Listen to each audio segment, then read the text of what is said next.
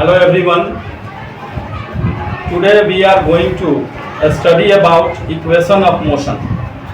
As you already know, we have previously read about motion, velocity, acceleration. Now we are going to read the equation of motion. There are three equations of motion of those bodies which travel with a uniform acceleration.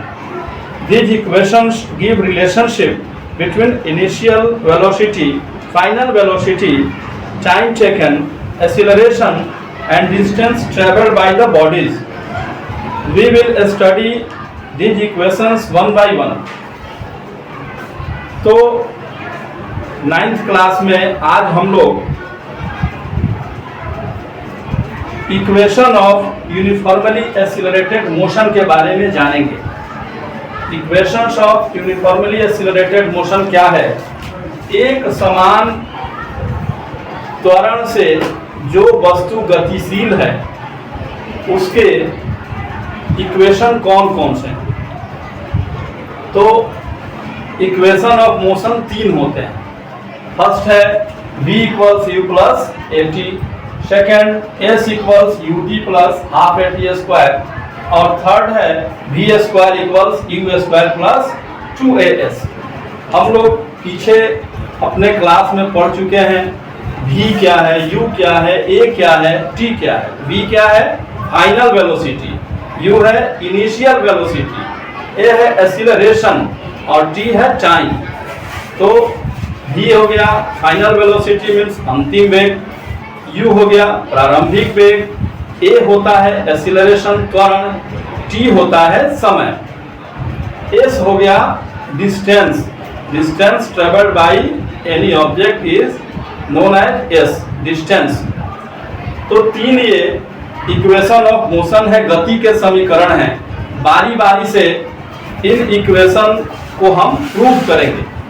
तो पहला equation of motion जो है, गति का पहला समीकरण, first equation of motion, इससे हमें किसी वस्तु के द्वारा t समय में जो वेग उत्पन्न होता है उसकी प्राप्ति होती है। यानी कोई वस्तु कुछ समय के लिए चलती है तो उसका वेग कितना होगा यह हमें गति के पहले समीकरण से पता चलता है।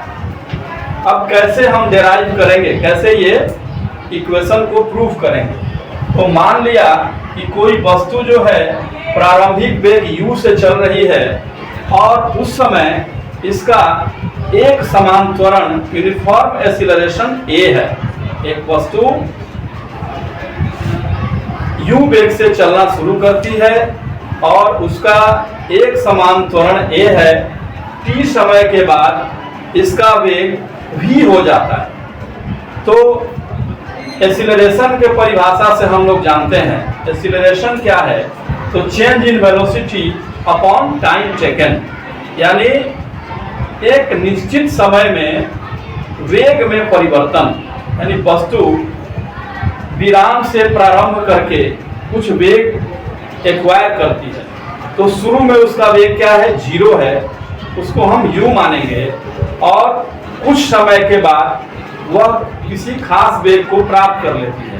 जैसे हम स्कूटर स्टार्ट करते हैं तो जब स्कूटर खड़ा है उस समय उसका वेग क्या है? 0 है, क्योंकि वह विरामावस्था में है। स्कूटर जब हमने स्टार्ट किया, जब एक्सीलरेट किया उसको, फिर वो धीरे धीरे उसका वेग बढ़ने लगता है। अब वेग 0 से 1, 2, 3, 5, 10 ऐसे बढ़ेगा।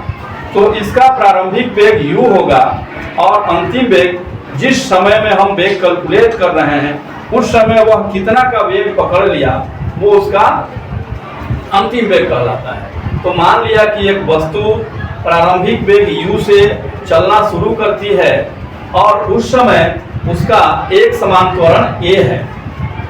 t समय के बाद इसका अंतिम वेग v हो जाता है। तो हम जानते हैं कि त्वरण होता है वेग में परिवर्तन बटा समय।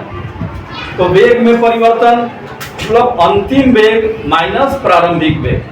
शुरू में वेग कितना था, बाद में कितना वेग हो गया। तो final velocity minus initial velocity upon time a equals, अब फाइनल वेलोसिटी को हम u से सूचित करते हैं, इनिशियल वेलोसिटी v से सूचित करते हैं, इनिशियल वेलोसिटी को u से सूचित करते हैं, टाइम हो जाता है t। इस तरह से हमारा एक्सीलरेशन का क्या फॉर्मूला है, a equals v minus u by t. अब क्रॉस मल्टीप्लिकेशन कराएंगे तो क्या होगा, v minus u equals a t, a और t में मल्टीप्लाई हुआ a t, v minus u में 1 से हुआ तो v माइनस यू, तो v इक्वल्स क्या हो गया, u प्लस ए टी। ये फर्स्ट हमारा फॉर्मूला जो है इक्वेशन ऑफ मोशन प्रूव हो गया। अब इसमें v क्या है, final velocity of the object, u क्या है, initial velocity of the object, a क्या है, acceleration of the object, t है टाइम सेकेंड। अब इसका प्रयोग कहाँ होता है, इसका प्रयोग किसी वस्तु के द्वारा t समय में प्राप्त किए गए वेग को निकालने में होता है। t समय में किसी वस्तु ने कितना वेग प्राप्त कर लिया उसको हम इस इक्वेशन से निकालेंगे। तो इसमें 4 मान दिए हुए हैं, देखिए v है, u है, a है और t है।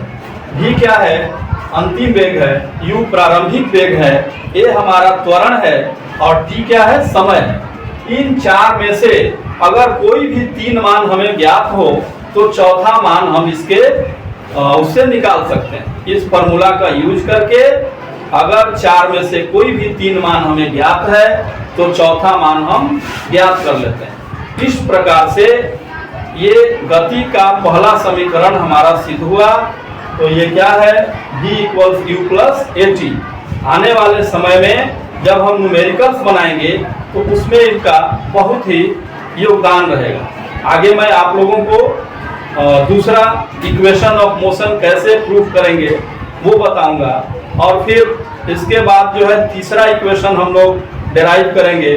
फिर न्यूमेरिकल्स और ऑब्जेक्टिव क्वेश्चंस जो आने वाले हैं उसका प्रैक्टिस किया करेंगे। धन्यवाद।